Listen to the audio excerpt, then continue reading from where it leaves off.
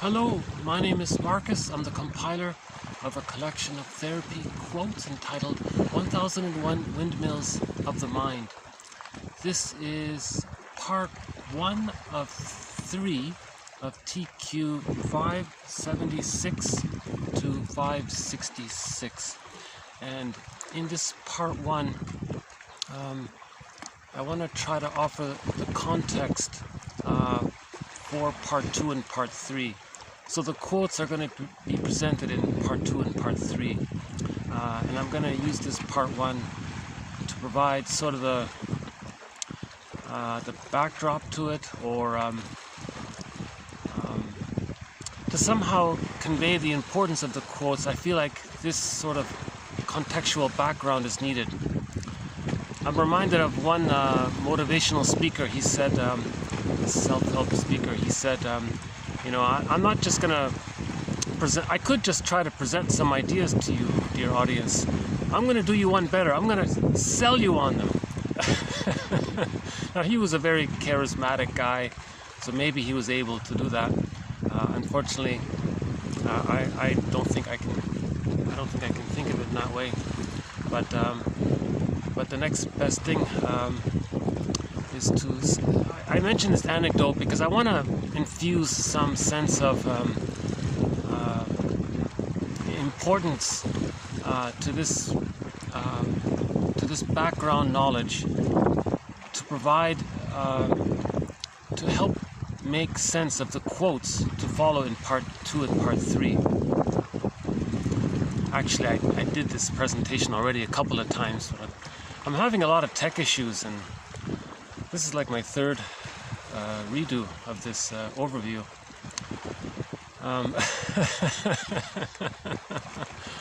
So part of me feels a little disappointed and sad to lose some of my good videos. A part of me feels, that's, I'm learning about the technology here, and it's part of I'm on this learning curve here. And I think overall my presentation of these quotes is maybe getting a little better. So that gives me a little hope. So here's the overview.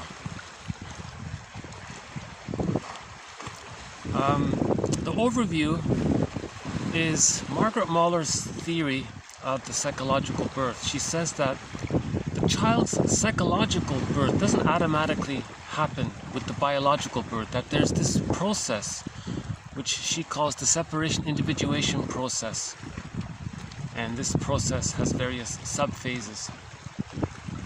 How's the lighting here? It looks like the sun just came out. Hello, sun.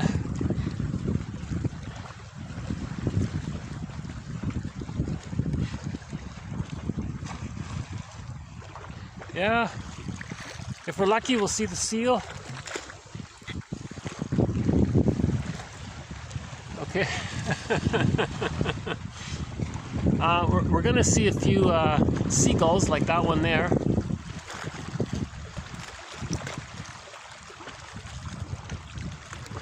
If we're very lucky, still no sign of the Canada geese. I still have no footage of the Canada geese. So we'll see about that. But we do have a few glimpses of the seal. And we haven't seen the heron in a long time.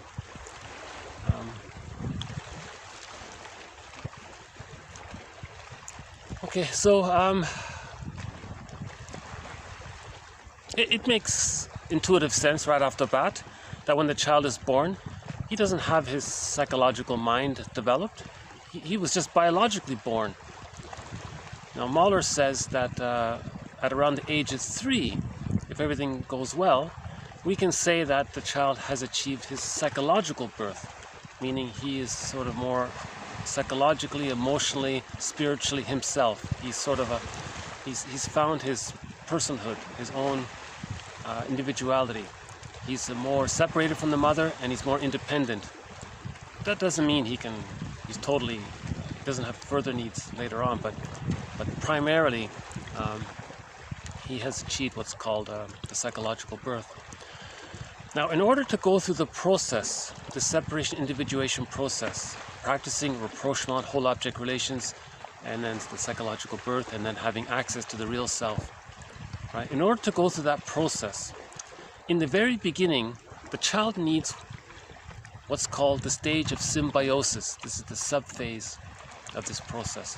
This is the first subphase of this process, called the stage of symbiosis, or the stage of social symbiosis, meaning that when the baby was in the womb, he was symbiotic with his mother, and in the extended womb, in this extra uterine womb, again, because humans come out too early, babies need this extended womb, this extra uterine womb, and this lasts for the first 4 to 5 months, Mahler says. So for 4 to 5 months, the child is in a kind of fusion with the mother. She calls it a somatopsychic omnipotent fusion with the mother. So the child is kind of blurred there psychologically. He doesn't know where he ends and his mother begins. He even thinks that the mother is sort of an extension of him or a part of him. Just like when he was in the womb, everything was about him and everything around him was there to serve him and meet his needs. And when he's biologically born, that sort of continues as it should be. So during the first 4 to 5 months, whatever needs the baby has, the mother responds in time, appropriately, according to the baby's needs.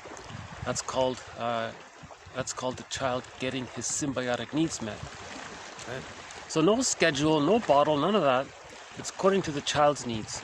Because in the womb, the child had a need, it got met automatically. In the extended womb, in this social womb, in this social symbiosis, in this stage of undifferentiation, in this stage of fusion, in this psychological egg, in this egg, likewise, whatever the baby needs, the mother responds, right, intuitively. And she can do that. She's bonded and she knows, right? In particular, when the baby's handed to the mother right away, all of those hormones the mother produces helps her to get in touch with her maternal instinct, her motherliness. Right? The mother's life force is available for the child, and the mother is able to understand what the child needs when that bond is met. If the baby's removed for too long and then the baby's returned later, they say that maybe the mother loses that. That would be a birth trauma from the baby's point of view. So let's say,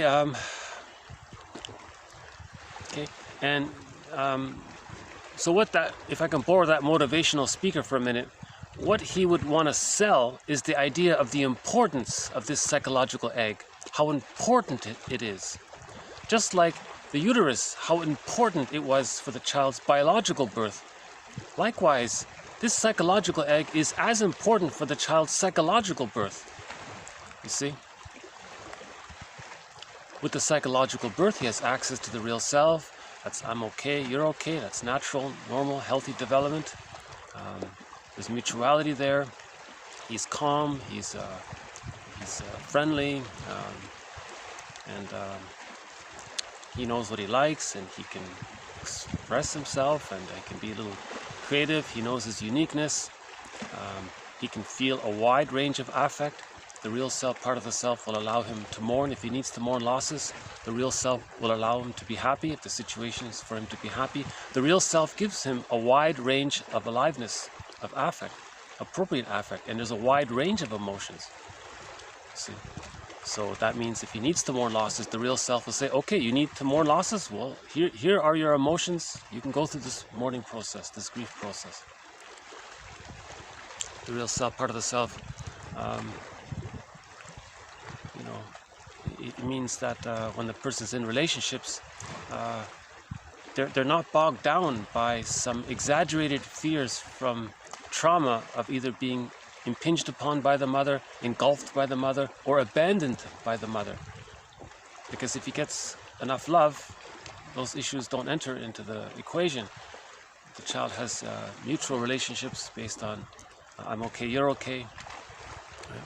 The husband and wife, their marriage becomes like fine wine, because they're growing together.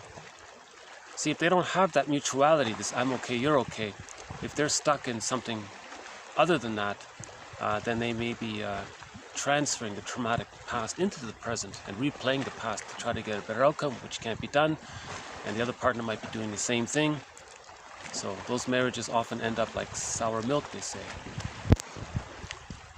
So So the theory is when the baby comes out of the womb, okay, ideally there's no shock. Oh, hold on a sec.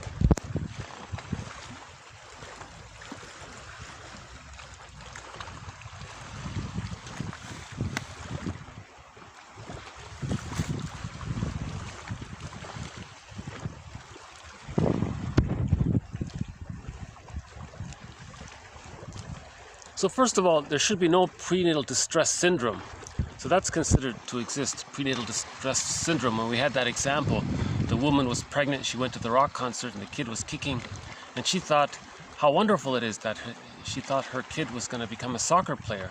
She didn't know it, but it turned out that the kid's cord was twisted and wrapped around the poor baby, and he was kicking, starving for oxygen, and he was fighting for his life. And the mother was saying, hey, look, little Junior is going to be a football star later on. Meanwhile, the kid is terrified, and he's scared, and he's desperate. So there's a huge disconnect there. So that would be an example of prenatal distress syndrome. If the mother herself is very stressed, they say that her cortisol can enter into the placenta, which goes into the child. So the child actually is, I don't know about that, but... And there are other examples of prenatal distress syndrome. So ideally, there's no prenatal trauma, because if there is prenatal trauma, that makes them sensitive and more vulnerable to receiving birth trauma if the birth is difficult. Okay, so there's no prenatal distress syndrome. Now, when the birth happens, ideally, the child is handed in one calm motion, because the transition is meant to be a continuation from the intrauterine womb to the extrauterine womb. It's an extended womb, so it's meant to be smooth transition whereby the child thinks he's still in the womb and the mother is meeting the baby's needs still.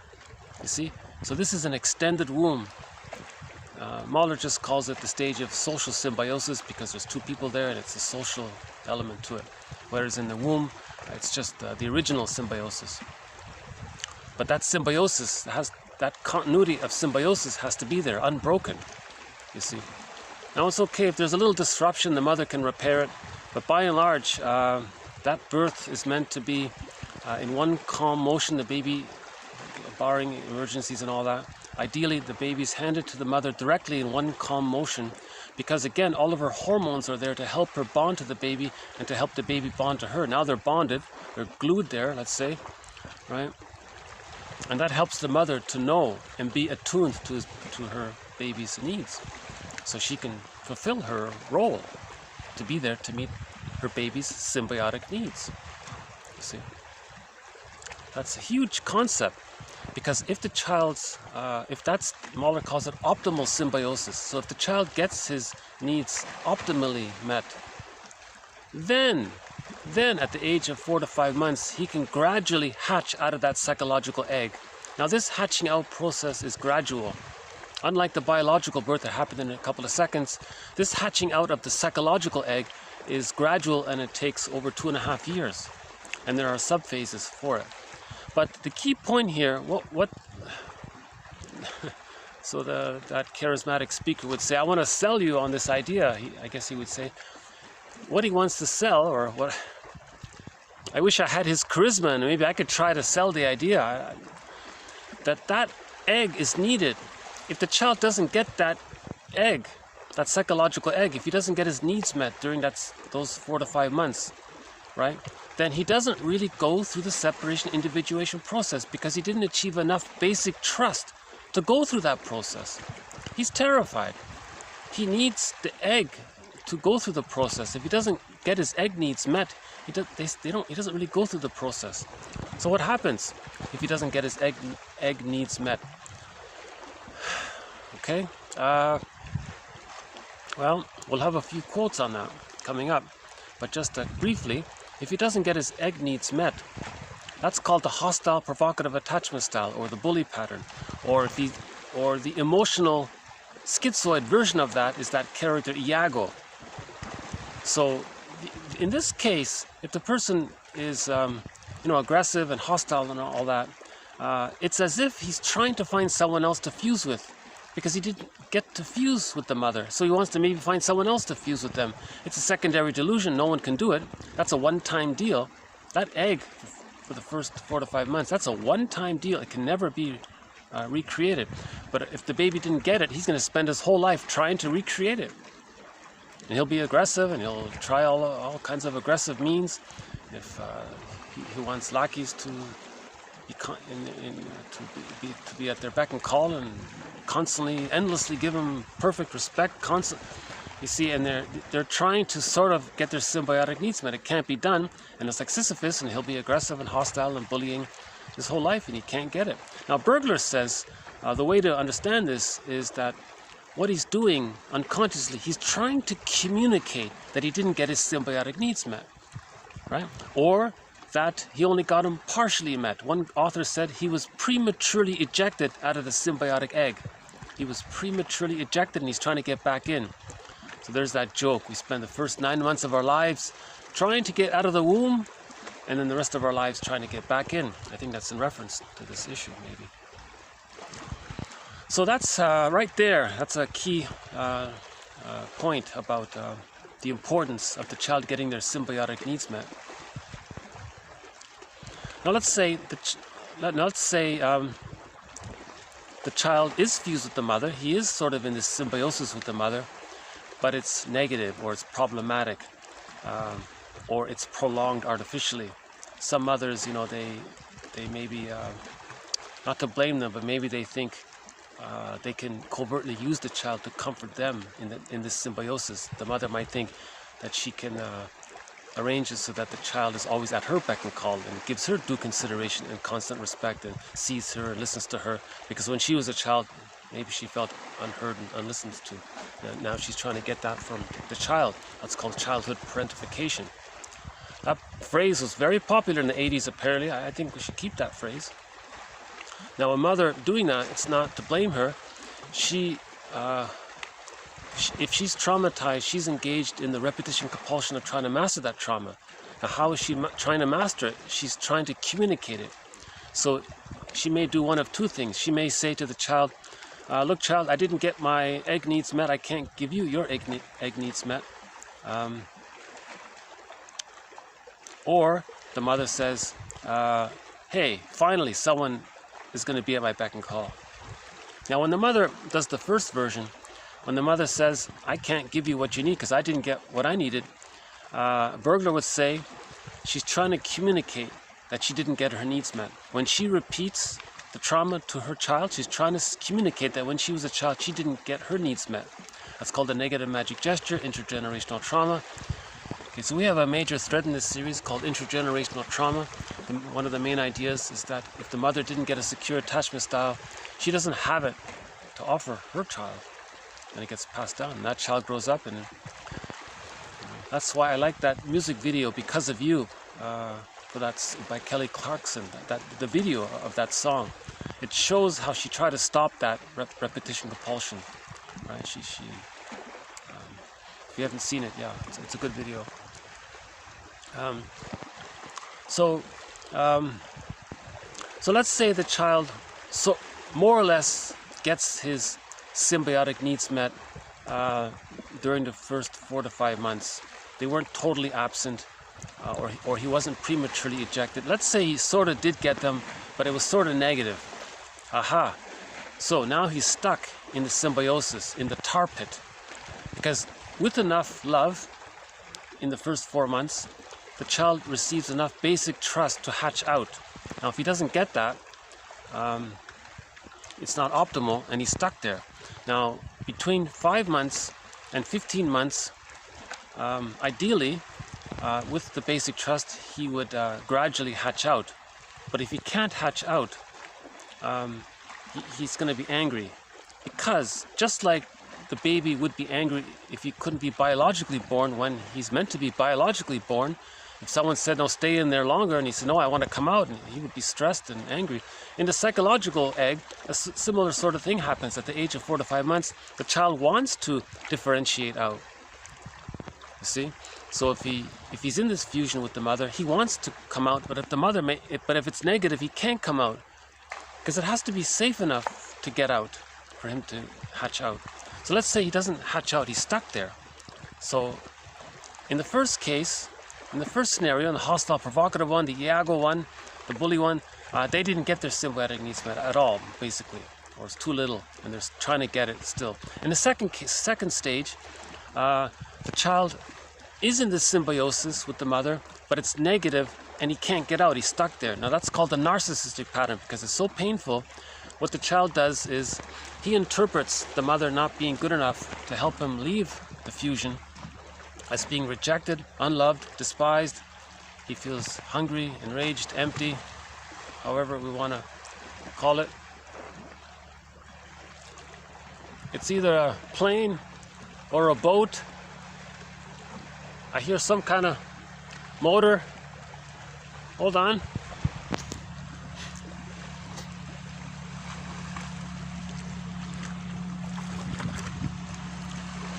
I think there's a plane's gonna... I think there might be a plane coming up. Hold on. Oh no, it's just a tractor. Okay. Okay. Just some farming equipment. Okay. Boy, he's a lucky farmer to have an oceanfront property. Huh? You know, it's hard to get access to the shore because, you know, the shoreline is public, but it's hard to find public access to it. That's the... anyways. So, I'm not sure what he's plowing, or what, it's harvest time, I think, around here. So it might be, it's not corn. I don't think it's not potatoes. It might be just wheat or barley, or he might just be cutting the grass. I'm not sure. Get a wave there, okay. Friendly farmer said hello.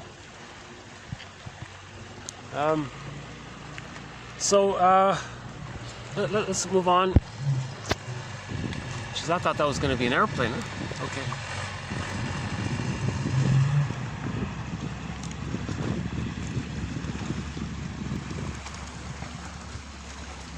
So, what happens is, with the symbiosis,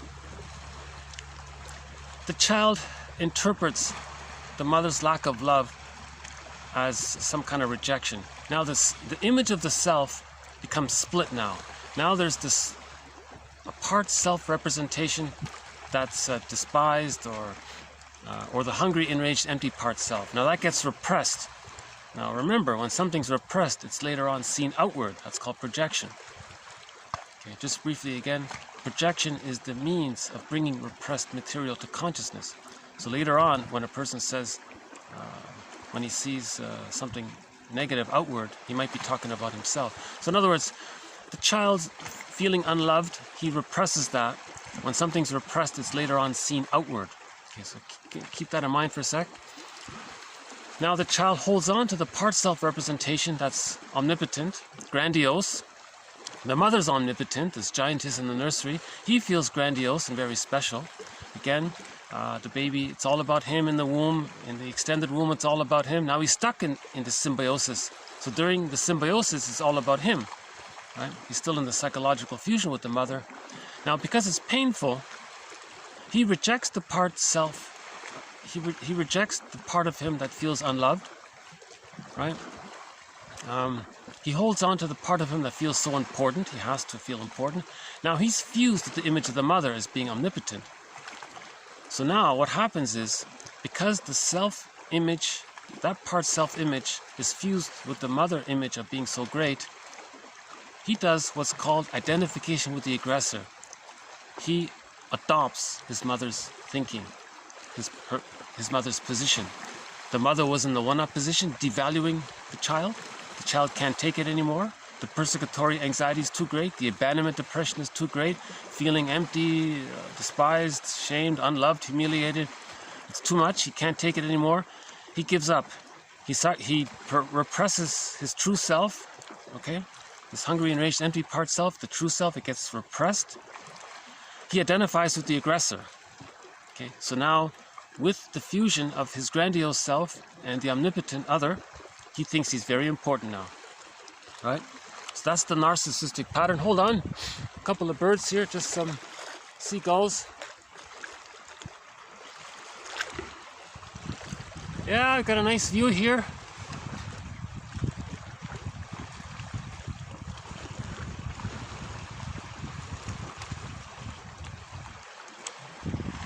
Unfortunately, due to storage, I have to hurry this up.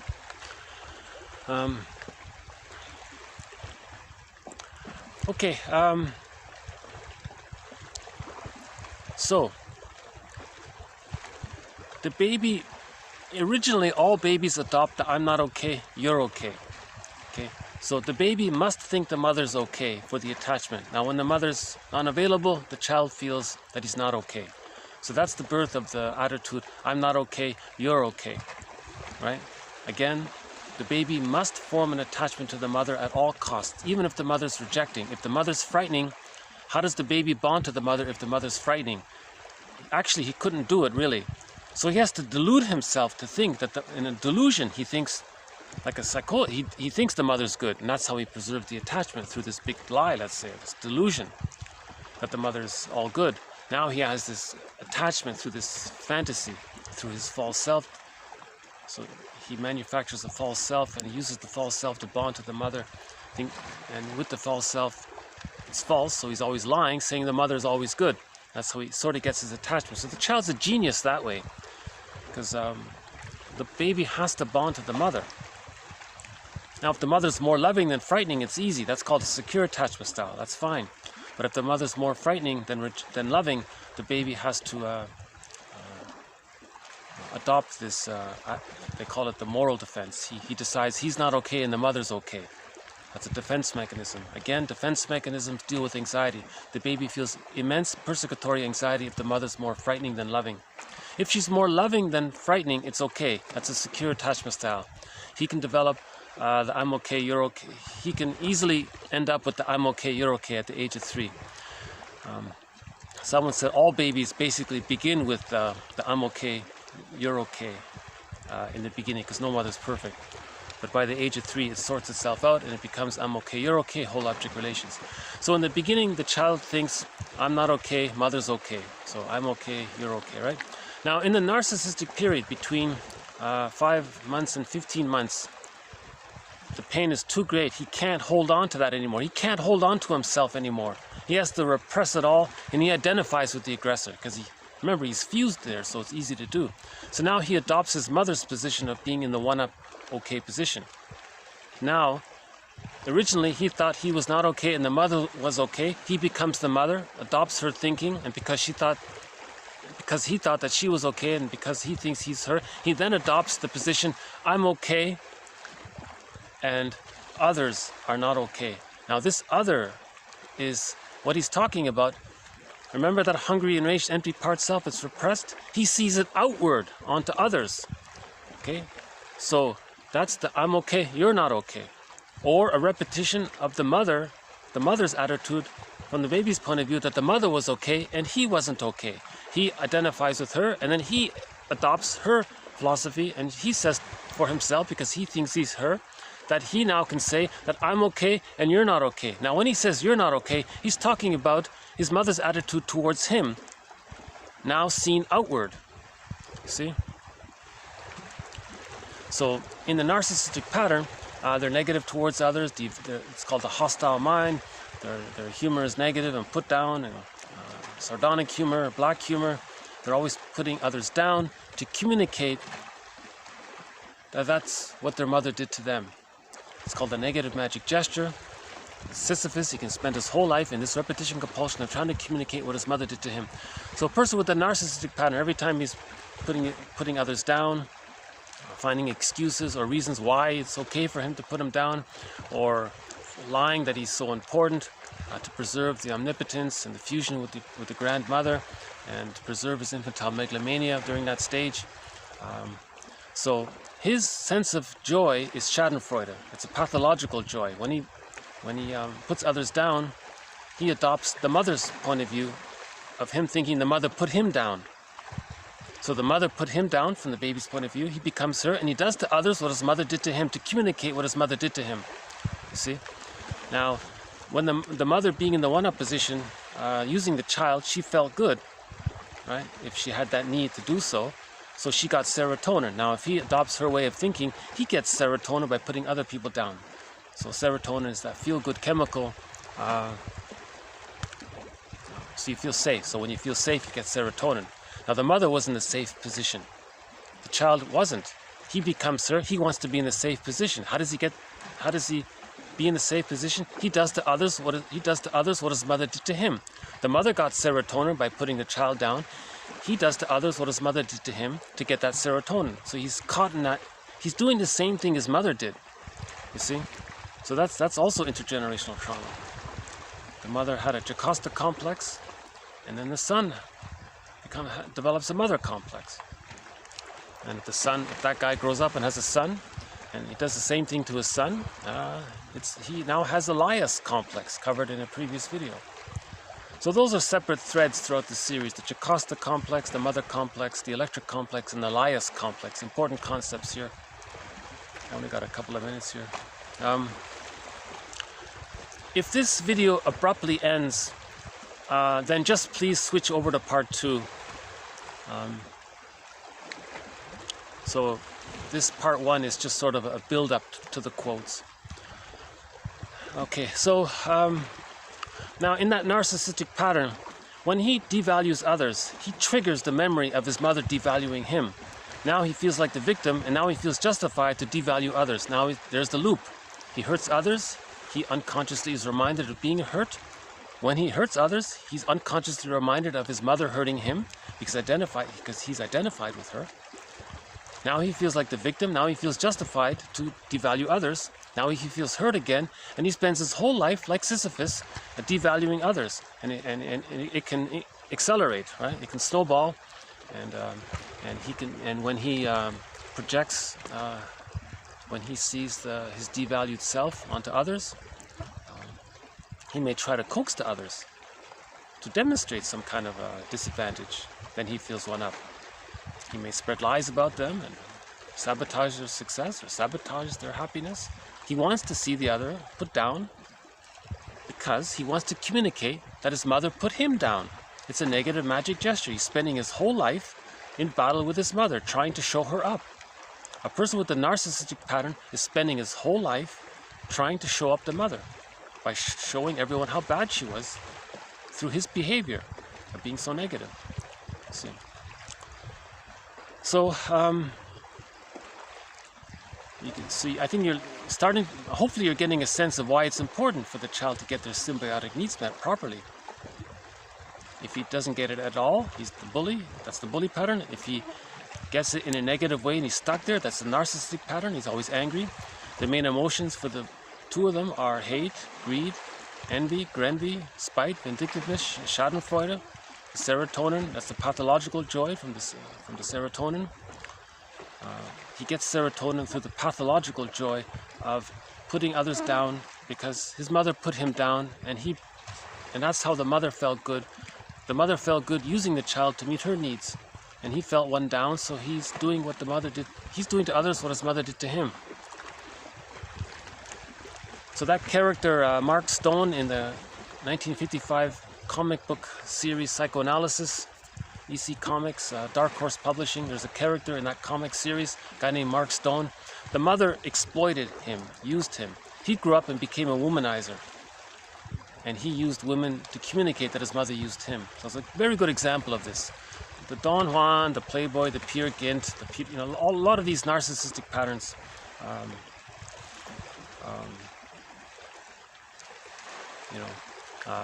they exploit others and use others because they want to communicate that that's what their mother did to them. And it's Sisyphus, you see. So let's say, the mosquito is one of the companion animals in this series. The mosquito, the heron, and the bee. You want to take another glimpse here? Yeah! That's a nice little view. Oh, isn't that a nice little view there? Yeah, look at that.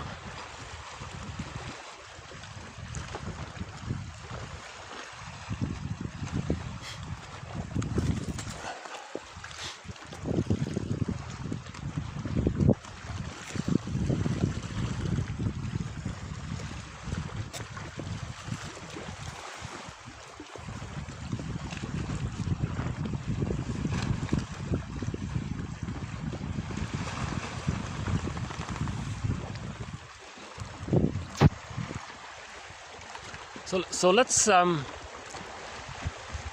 that's the second phase. Let's say the child. So, in the first 4 months, the mother meets the baby's symbiotic needs. From 5 months to 15 months, the mother meets the child's needs for mirroring. The child wants to see that she is looking at him with acceptance. Okay, so let's say the mother does offer that. Now, at the age of 15 months, the child mostly differentiates. Now, at that point, okay, you see, he got enough trust to differentiate him further. You see how the basic trust works? When the baby gets basic trust during the egg time, he can begin the hatching out process. If he doesn't get the basic trust during the egg time, he doesn't even go through the process. Okay, so let's say he does get sort of enough basic trust in the egg time, but then at the age of 5 months, he can't get out. That's a negative symbiosis. Now he's stuck there. You see? So he didn't get enough basic trust to differentiate further. Okay, but let's say he does get enough mirroring at the age of 15 months. Now he differentiates further. Now the child explores more, and he has a love affair with the world. You see? And that symbiosis is mostly gone, actually, they say. For the most part, it's mostly gone. Prior to 15 months, the child is still in the symbiosis. He thinks it's all about him. But at 15 months, he gets out of the symbiosis for the most part. Now, at that time, when he's out of the symbiosis for the most part, the role of the mother switches. Originally, the mother was there to meet the egg needs, then the mirroring needs. Now she's there as a secure base. So from 15 months on, the mother is there as a secure base. The child explores further, discovers something, says, "Hey Ma, I found I found us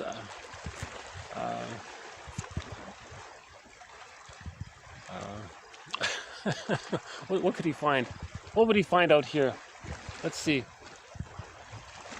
I haven't seen any turtles yet, but let's say he finds a turtle. Look, I found a turtle. The mother might say, "Cool.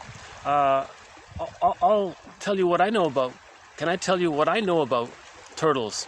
"Oh yeah, I want to learn more. I'm curious. This is awesome."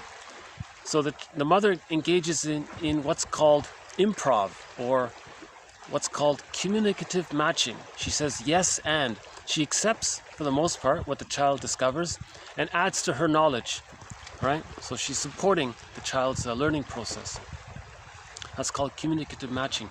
Now, if that fails and he gets stuck there, so we're calling that the codependent pattern. Because in the codependent pattern, he didn't identify with the aggressor. He's still holding on to the "I'm not okay, you're okay." Remember the person with the narcissistic pattern? He flipped. He identified with the mother. So he adopts the "I'm okay, you're not okay." But the codependent pattern is still holding on to the "I'm not okay, you're okay." That's healthier, actually. Ironically, it's healthier to have that still going on, the "I'm not okay, you're okay." That's moving towards the "I'm okay, you're okay."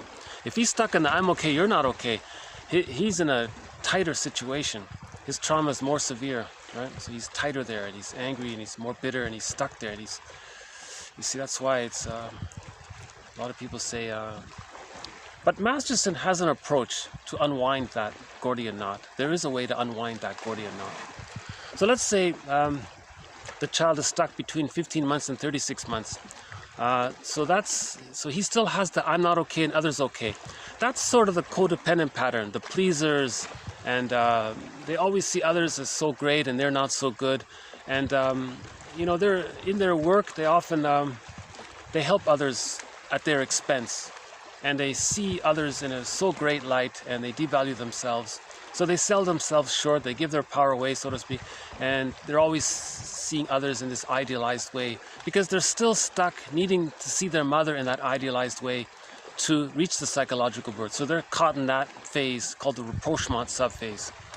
Okay, so we have the symbiosis phase, we have the practicing phase, and we have the rapprochement phase. Let's say the mother does offer communicative matching. At the age of 3, the child achieves what's called whole object relations. What happens with whole object relations is that Okay, so from birth to up to age 3, temporarily, the child had to create 2 images of his mother. That's called splitting. Okay. Under immense anxiety, the child adopts the defense mechanism